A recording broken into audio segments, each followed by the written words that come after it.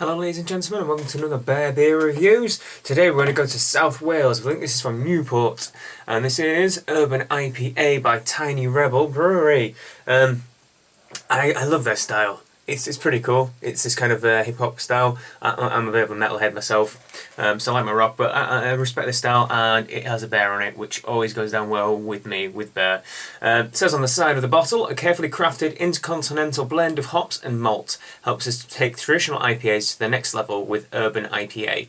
Bored with soulless IPAs? Then it's time to go urban. I had a quick look on the website because I was interested to see what Intercontinental inspired Pale Ale meant, and it turns out this has got German, Slovenian and US hops in it. So continent crossing, hence why the name. Sounds pretty cool. IPA, so I'm expecting loads of fruity flavours. It's got American stuff in it, so I'm expecting citrus, but it's got some German and Slovenian as well, so maybe a bit of spice in it too. Let's give it a try. Oh, useless with caps. Always been useless with caps. Pour out into the glass. Using a nice big left glass today because I want to get some aromas. And there's loads of carbonation. Nice little single finger head going on there. It's not very adhesive on the side of the glass, it's not really sticking, but that's cool. It is a lovely deep golden colour, almost like a golden brown sort of colour there. And can you see the amount of bubbles, the amount of carbonation going on inside the glass? Tons of it, absolutely tons of it going on. The head's quite irregular actually, having said that. Loads of big and small bubbles, and it's kind of popping away quite quickly. One thing I will say though, I've not really wafted it around, but just opening the bottle, the aromas are hitting me already. So it's clearly a cork in terms of smell. So let's get our nose on there. Oh yeah. Oh, it's really orangey, like tangerine and satsumas.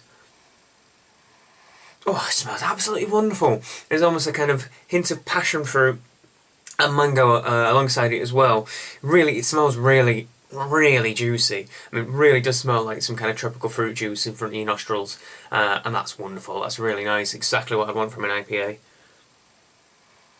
Oh, yeah, that's pretty much it. I can't really smell much in the way of perhaps the German and Slovenian hops, the kind of grassy, spicy notes I would expect from that. I'm not seeing them just yet, but they might come through in the flavour.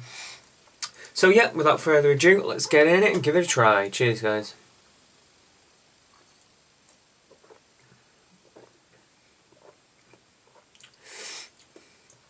Oh yeah, that's got a really lovely amount of bitterness. If I remember rightly from having a look at the crib sheet online, it's 60-ish IBUs, I want to say. It's off the top of my head though. I think it's 60-ish IBUs, and you can taste those IBUs.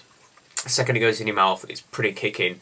It's got a lovely medium mouthfeel. It definitely has a little bit of chunk to it, but not too chunky and not too watery. Nice carbonation on the tongue as well. Froths over very nicely. Go in there again for another taste of the flavours.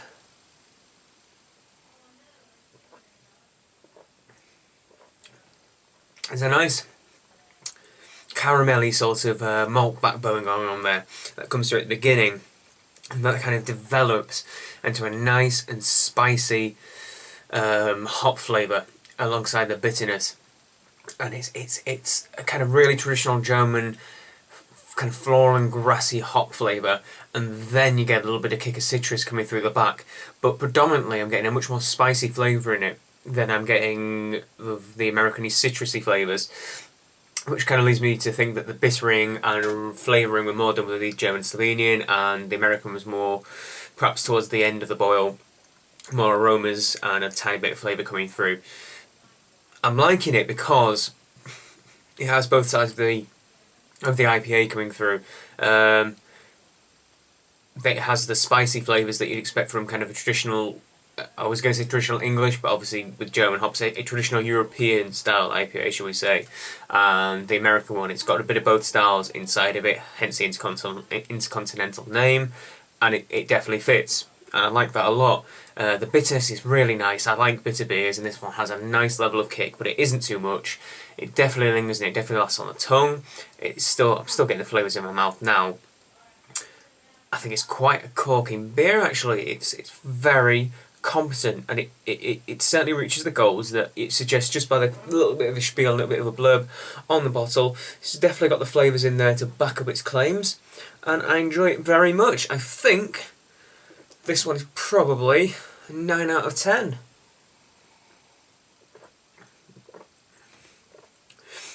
In fact, yeah, it's definitely 9 out of 10.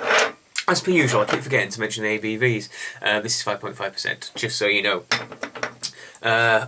The initial onrush and flavour in the mouth is very present. The malt body is right there alongside the bitterness, and that's cascades away into those spicy hop notes and then into those citrusy hop notes. It's a nice kind of wave of flavour going through, and it all feels very well balanced. Nothing feels too overpowering. There's a nice level of bitterness, a nice level of maltiness, and a very pleasant level of hoppy, citrusy and spicy flavours too.